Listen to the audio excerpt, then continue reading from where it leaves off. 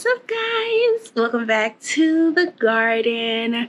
So today I want to do a quick walk around just to show you all of what's kind of happening in the garden in June. I am in Texas Zone 8B, right outside of San Antonio, Texas, and it is already hot. I'm talking triple digit hot sometimes. And around this time of the year, especially in July, things start to decline in the garden. But I am happy to say that there are some very beautiful blooms happening right now. And while they're pretty, we're right after we've watered the lawn. I want to take you around and kind of show you what's going on. I'm talking about some first year roses in the ground, some second year stuff, just a bunch of stuff going on. I know we've done a full garden tour, but today we're going to focus on what's actually blooming in the garden around this time of year and show you exactly how that's going down. So let's hop into today's video.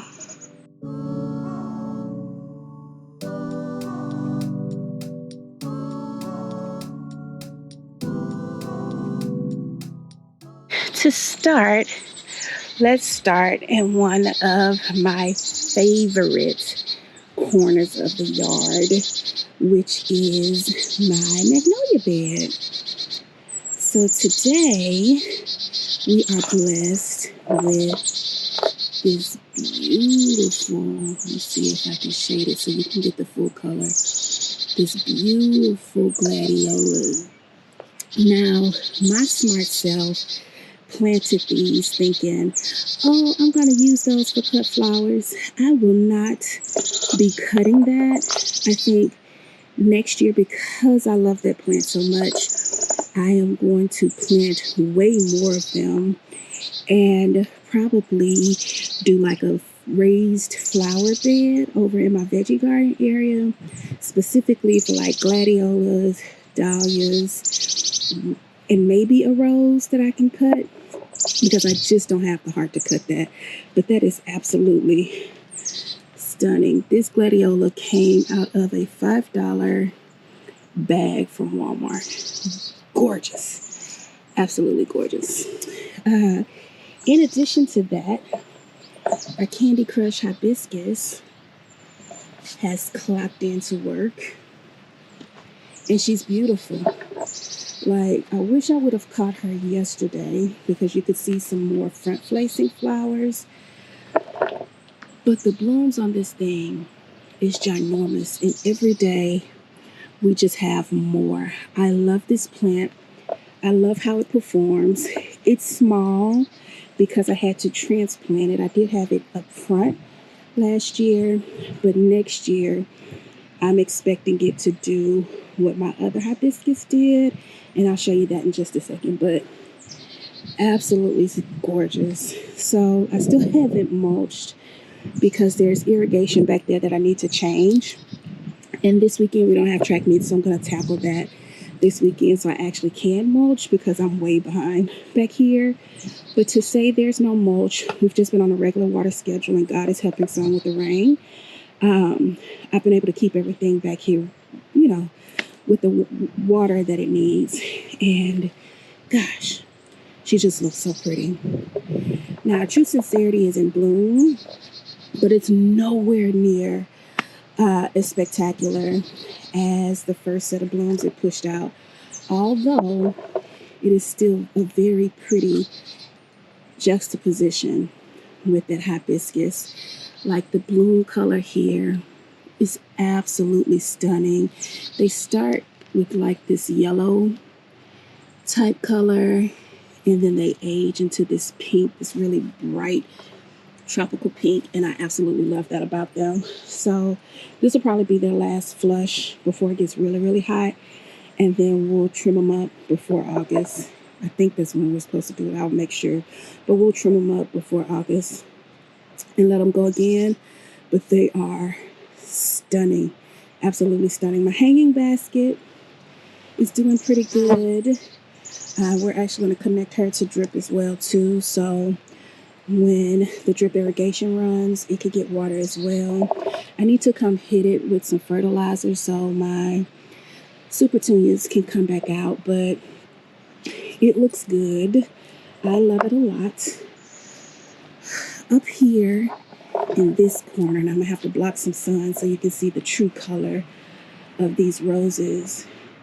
My rose Gemini is coming to, she's been in bloom for probably 2 weeks, and this is what the bloom, this rose holds on to these roses what seems like forever. Like, these aren't even getting ready to fall off. We've had rain, we've had wind, we've had all kinds of stuff, and this rose just keeps on trucking. It's full of buds. I don't know how long this is going to keep going. Hopefully I could get roses all through the summer, but y'all, and I can see this from my bedroom window, and it is stunning. Like, if I wanted to cut this, I don't have the heart to do it. I'm going to get another one next year, because I could have like a whole little mini bouquet just with one stem of roses. Gorgeous. Absolutely gorgeous. Can you see that color? She's beautiful. Just beautiful. When another new one comes out, I'll show you what it looks like from a new rose perspective, but I just love the way this rose is performing. I'm sorry about the light, y'all. The sun is on the east, but I just love the way it's performing. It's up past my windowsill. It's taller than my firelight hydrangea, which, hello, big beautiful blooms. This is my only panicle in the garden that has blooms. They've all had the same treatment, but this is the only one that is blooming its head off. Now, I don't know if we're going to get to see the very pretty dark pinkish blooms, but these are gorgeous, and I absolutely love them. And I've told y'all that I love kind of like this trio right here. I wish it wasn't so bright, but I love this trio right here, and the way that all kind of mashes together, it just does something to my heart. Azaleas are putting on new growth. They're not blooming. This is my Limelight Prime. She gets both a little bit of morning and full afternoon sun, about 2 o'clock, 1 o'clock. No blooms on her yet, but that's okay. Our first year roses from David Austin, they've done okay. So like this one, we still don't know what she is. She's got this one long cane. I don't know, child. Yeah, those are good. Look, let me see. Show everybody your blueberries. Good girl. Go wash your mouth. She's been picking blueberries every day. But still don't know what this is. Although we don't know what it is, hopefully this is actually a climber, and I just don't have like a rogue basil cane going on here. The bloom has actually grown on me. It does smell beautiful when it's in bloom, just not doing much. Strawberry Hill, however, and I'll insert a picture of what she looked like with her blooms on her. She's actually done really well. She's got quite a lot of growth on her. I need to go in and pull some of these back and attach it to the trellis. And she seems to keep producing. So this evening, when it's cooler, I'm going to come through and deadhead her, because you can see there's spent blooms all over it, and see if we can keep her going, because she has actually been doing well. We actually have an Elizabeth bloom that's open. So I want to show you this, because online the bloom looks a lot bigger than what it is. So this is a David Austin Elizabeth rose, and I don't know if the camera is doing this justice, but she's got the faintest pink rose, and she's probably like 2 inches, but very, very pretty. She's doing well too. She's budding up. She's got this one little crazy cane. Her leaves are gorgeous. We've got some buds. Very pretty. Smells phenomenal. The rose is just not as big as I thought it was going to be. And maybe it said somewhere that it was 2 or 3 inches. I don't know. I'll have to go back and look. But they've all been this small. But I'm not disappointed in them, because they have been what I thought they were going to be. So let's head over by the veggie beds, and let me show you the rose and the hibiscus that's over there. Look at this tropical line, y'all. Y'all remember when we planted this? I'll insert a picture if you don't remember. I'm waiting on this boogie to get her pink back. Looks like it's coming. When she's in pink, it is gorgeous. But y'all see how big these plants are compared to when we planted them? Had to be like 2 months ago, maybe. It's gorgeous. I love it. All right, we'll do veggie bed in a whole nother video because that's a whole thing. But look at my holy grails. Oh my gosh. Ooh. Okay, so I'm definitely gonna have to move them next year, which is a bummer because they're gonna do like my Candy Crush did on the other side. But oh, this thing just has been going and going, and it's just gonna keep going and going. Look at this big old leaf. Like the flower is bigger than my hand.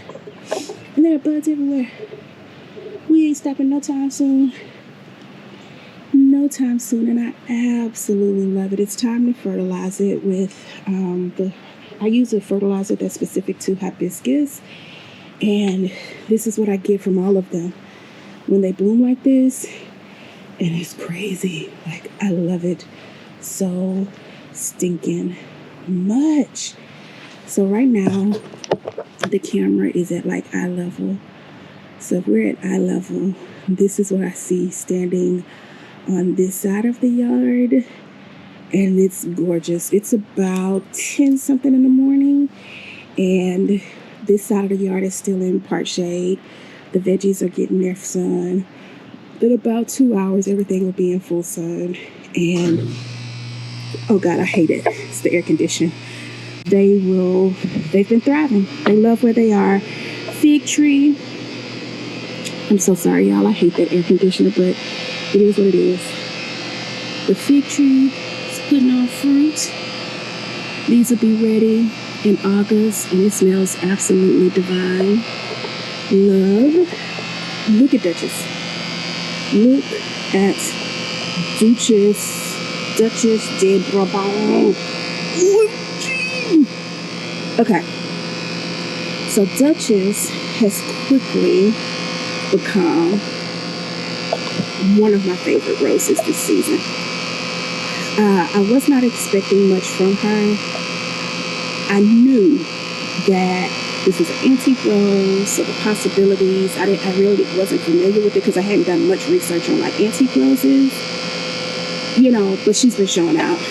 Like, the girl is just, she's full of blooms. She's still putting on root growth. She's putting on height. Like, she is everything that I wanted her to be. And I just love this progress. There's no fragrance. I'm trying to see if you can get in and get a good color. There she is. There's no fragrance, although the research says she's very fragrant. I haven't smelled it, and I come out here several times a day and at different hours, and I haven't been blessed with that smell yet. But y'all, when I say she put on a show, she puts on a show. So she's continuous blooming. Look at her height. We're 2 feet away from the window ledge? And that window ledge has to be every bit of like 5 feet and some change. Stunning. I can't wait until she's just over that window ledge like Rose Gemini is, and I can see her out the window. Absolutely gorgeous. If we come over to Eden,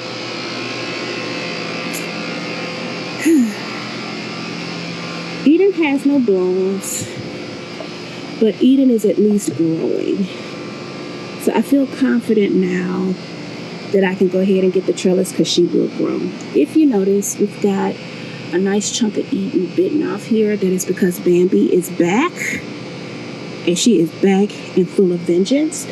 So I'm definitely not going to be able to trellis it on the fence. It's going to have to go on the arch, which I'll go ahead and invest in. I might wait until next year because, as you can see, there's nothing to see here. But at least I know she's focusing on her roots, and next year I should expect her to do really well. Our double up pink begonia said she's full sun. I believe it. I think so. I think when I planted it, it did what those begonias do, and now it's recovering. And I think we're going to be good. I'm going to go ahead and mulch this space out because I'm done planting in it. But Eden is at least giving me something to look forward to. Over here on the side there, let me show you. I got to move Lil' Kim because Lil' Kim is being riddled. This is what deer damage looks like. We were hopeful.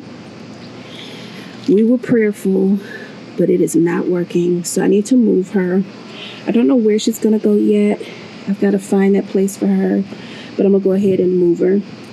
She's a Rosa Sharon. She should be pretty resilient.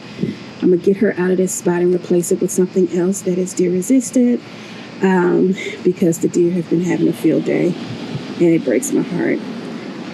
You see, Miss Molly is still good. Like, look, I had blooms, but they've come in and taken them all. And I'm spraying liquid fence. I'm doing all the preventative things, and it's just not working. So we're going to have to make some changes. My pole crepe myrtle, which is supposed to be deer resistant, is going through the same thing. She's getting hacked off. I'm not moving her, though. I'm just going to continue to spray. I might put up something around her to protect her for a little bit because she's young. But she's resilient. She's coming back. They ain't messing with that. Let me show you what else we are dealing with. Let me see if we can get it without the sun.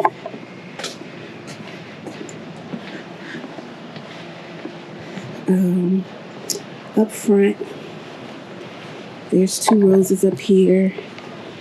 My drift rose seems to be okay. It seems to be weathering the storm. But my other rose that was over here, look at my salvia. Even the salvia, y'all. Do you see this? Even the salvia. It's like they got pissed off because I sprayed the rest of the yard and was like, I'll show you something. Like, they're killing me. They pulled up they are doing so much damage. I was hopeful, but it doesn't look like we're going to make it. This rose is recovering a little bit. I'm going to keep spraying and doing all that I can. Like, they never touch salvia. But never say never. And it's funny because it's just this corner, because up there they ain't messing with. Maybe it's the lights. I don't know. But it is quite defeating when you come out and you see your stuff looking like this. It does kind of put a damper in what you're doing. They have abolished my petunias. And they tricked us, right? They hadn't been here for a while. And there's only certain parts of the yard that they're messing with. They broke my bloom. Y'all know how hard I pleaded with this yucca to bloom. They came out, broke it, took all the flowers off of it. Like, somebody's deer is like pissed off with me. I don't know what I did to it. But I gotta fix it. So that'll be some projects that we're gonna be working on over the next couple of weeks. My son needs to come and blow this. Let me see if I can show you Eustacia vine. Now, she too is putting on more blooms, but they are nowhere near as prolific. But look how pretty. They look so romantic when they come out, and look at all the growth. If this rose has done this in 1 year, sorry, it's a plane.